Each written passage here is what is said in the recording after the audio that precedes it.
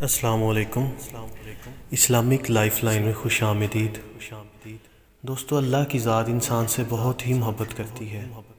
محبت کا تقاضا یہ ہے اور محبت کا پیرامیٹر پیمانہ یہ ہے کہ اللہ کی ذات 70 ماؤں سے زیادہ اپنے بندے سے محبت کرتی ہے، لیکن پھر بھی انسان کو سزا کیوں دیتا ہے اللہ کی ذات؟ اس سوال کا جواب، یہی سوال جب دہرایا گیا، اشفاق احمد سے پوچھا گیا تو انہوں نے اس کا بہت ہی خوبصورت، دلچسپ اور بہت ہی کمال کا جواب دیا اور ایک مثال دے کے سمجھایا۔ وہ ایک واقعہ بیان کرتے ہیں کہ وہ کہتے ہیں کہ ان کا ایک دوست یونیورسٹی میں ہیڈ آف ویٹرنری ڈپارٹمنٹ تھا۔ وہ ویٹرنری ڈاکٹر تھے۔ جب ان کے پاس ملاقات کرنے گئے، انہوں نے ایک بہت ہی دلچسپ واقعہ سنایا۔ کہتے ہیں کہ پچھلے ہفتے کی بات ہے، یونیورسٹی انتظامیہ سے ان کو کال آئی کہ آپ سے صبح امریکن سفیر ملاقات کرنی چاہتی ہیں، لہٰذا سب تیاریاں مکمل تھی۔ میں آفس آن پہنچا تو کچھ عرصے بعد، لمحے بعد، امریکن سفیر میرے آفس آن پہنچی۔ امریکن سفیر کے حملہ سٹاف تھا اور ضروری عملہ تھا، اور ان کے پاس ایک پالتو خوبصورت سا کتا تھا۔ جو ہی میرے پاس آن بیٹھی، کہتی ہیں کہ میں آپ سے ملاقات کے لیے آئی ہوں، اپنے کتے کا چیک اپ کروانے آئی ہوں۔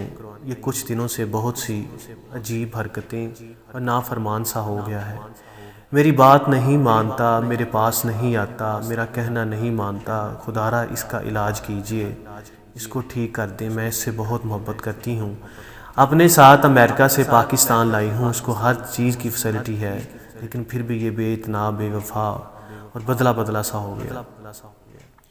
ڈاکٹر صاحب نے بغور سا اس کا مشاہدہ کیا اور کرنے کے بعد امریکن سفیر کو کہا کہ آپ اس کو ایک رات کے لیے میرے پاس چھوڑ سکتی ہیں۔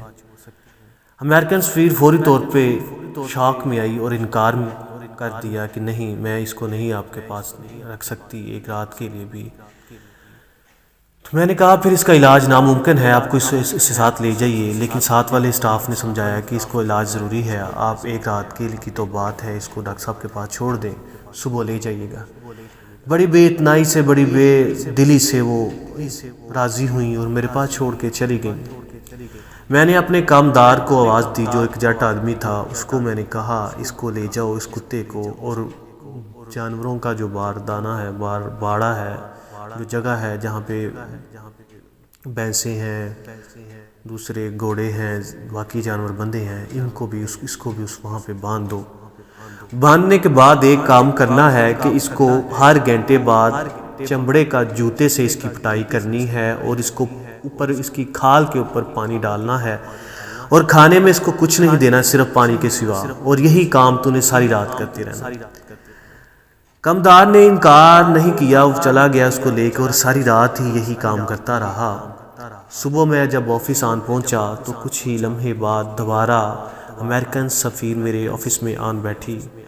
انہوں نے استفسار کیا کہ میرے کتے کا کیا حال ہے۔ میں نے کمدار کو بلایا، کہا اس کتے کو بھی ساتھ لے آؤ۔ ابھی دروازہ کھلا ہی تھا، وہی کتا جو کل بہت ہی عجیب حرکتیں اور بے وفائی کا مظاہرہ کر رہا تھا، اپنی مالکن سفیر کو دیکھ کے فوری طور پہ اس کی طرف بھاگا، لپکا، اس کی دوڑ کے چھلانگ لگا کے اس کی گود میں بیٹھ گیا، اس کا منہ چاٹنے لگا، اس کو پیار کرنے لگا۔ امریکن سفیر بہت ہی خوش ہوئی، بہت حیران بھی ہوئی، اور تھینک یو کرنے کے ساتھ وہ رخصت ہوئی۔ کچھ لمحے بعد میرے کمدار نے یہی سوال کیا، ڈاکٹر صاحب آپ نے یہ کس طرح کا عجیب علاج کیا؟ میں نے اس کو بتایا کہ یہ کتا اصل میں اپنی مالکن کے ساتھ اس وجہ سے اس کا رویہ بدلا تھا کہ یہ اپنی اوقات بھول گیا تھا۔ یہ جہازوں میں سفر کرنے کا عادی ہو چکا تھا، لینڈ کروزرز میں بیٹھنے کا، اچھے کھانے، اچھے ماحول، اچھا سفر، اچھا بستر، اچھی خوراک کا عادی ہو گیا تھا۔ میں نے صرف اس کی اپنی اوقات یاد دلوائی ہے۔ وہ جانوروں کے باڑے میں باندھ کے اور اس کو چمڑے کے چھتر مار کے جوتے مار کے، تاکہ اس کو پتہ چلے کہ یہ زندگی کیا ہے، جو موجودہ زندگی میں تم رہ رہے ہو وہ زندگی کیا ہے، تمہاری حقیقت کیا ہے، تمہاری اصلیت کیا ہے۔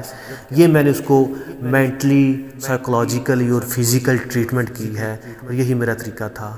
بس میرا طریقہ علاج یہ تھا کہ کتے کو اپنی اوقات یاد دلوانا تھی، جو کہ اس کو اپنی اوقات یاد آ گئی، اس لیے وہ جلدی سے اپنی مالکن کی طرف دوڑا، لپکا، اس کو یاد آ گیا تو یہ مالک اچھا تھا، وہ برا تھا۔ میرے دوستوں، بزرگوں، سامعین، اسی طرح اللہ کی ذات جب انسان سے اتنی محبت کرتی ہے، 70 ماؤں سے زیادہ محبت زیادہ کرتی ہے، جو کہ برداشت نہیں اللہ کی ذات کر سکتی کہ اس کا بندہ آگ میں جلے، جہنم کی آگ میں جلے، وہ انسان کو چھوٹے موٹے دکھ، درد، تکلیف اس لیے دیتا ہے، جیسا کہ قرآن مجید میں ایک آیت ہے، اس کا مفہوم ہے وَلَا نُذِيقَنَّهُم مِّنَ الْعَذَابِ أَدْنَىٰ دُونَ الْعَذَابِ الْأَكْبَرِ لَعَلَّهُمْ يَرْجِعُونَ۔ ہم چھوٹے موٹے درد، تکلیف، دکھ دیتے ہیں تاکہ آخرت کے آنے والے بہت بڑے دکھ، درد، عذاب ہیں ان سے بچ سکے اور ہماری طرف لوٹ آئے۔ یہ دکھ، درد، نشیب و فراز زندگی کا حصہ ہوتے ہیں۔ جو بڑے دکھ ہیں جس میں قبر کا عذاب، معاشر کا عذاب، جہنم کا عذاب، حساب اللہ کی ذات کی طرف سے، ان عذاب سے بچ سکے اور اللہ کی طرف سے لوٹ آئے۔ اور اللہ کی طرف سے رجوع کرنے کا انعام کیا ہے؟ جو ڈر جاتا ہے، جو اس کی طرف لوٹ آتا ہے، اللہ کی ذات قرآن مجید میں بیان کرتی ہے وَلِمَنْ خَافَ مَقَامَ رَبِّهِ جَنَّتَانِ، ہم انسان کو 2 جنتیں مہیا کریں گے، جو ڈر گیا، جس کو خوف آ گیا اور ہماری طرف آ گیا۔ اس کا مفہوم یہ ہے۔ لہٰذا دوستو، اپنی اوقات، اپنی اصلیت، اپنی منزل، اپنا مقصد بھولے بغیر اللہ کی طرف سے آنا، اس وجہ سے انسان کو اللہ کی ذات اونچ نیچ دکھاتی ہے، تاکہ وہ اصل مقصد سے نہ بھولے اور اللہ کی ذات کو نہ بھولے، اور اپنے رسول اللہ صلی اللہ علیہ وسلم کی جو سنت حدیث پہ عمل کر کے آخرت میں، دنیا میں فلاح پائے۔ یہ دنیا کی زندگی عارضی ہے، یہ ایک دھوکہ ہے، یہ مکھی کا پر ہے، یہ ایک بلبلا ہے، کوئی بھروسہ نہیں زندگانی کا، آدمی بلبلا ہے پانی کا۔ اس چیز کے مد نظر رکھتے ہوئے اللہ کی ذات انسان کے ساتھ یہ رویہ اپناتی ہے، کیونکہ محبت کا تقاضا ہے کہ اس کو ہر برائی تکلیف سے بچا سکے۔ اور قرآن مجید میں یہ ہے کہ اللہ کے ذات اگر انسان سے محبت کرتی ہے تو اس کو اس کی بھلائی، رہنمائی ملتی رہتی ہے۔ مقصد یہ ہے کہ انسان کے ساتھ کوئی بھی جو بھلائی ہوتی ہے، نیکی ہوئی ہے، وہ اپنے اس اللہ کی رحمت کی وجہ سے ہوتی ہے، اور دکھ درد پہنچتا ہے اس کے اپنے نامہ اعمال کی وجہ سے پہنچتا ہے۔ اللہ تعالیٰ ہم سب کو سمجھنے کی، عمل کرنے کی توفیق عطا فرمائے۔ اللہ حافظ۔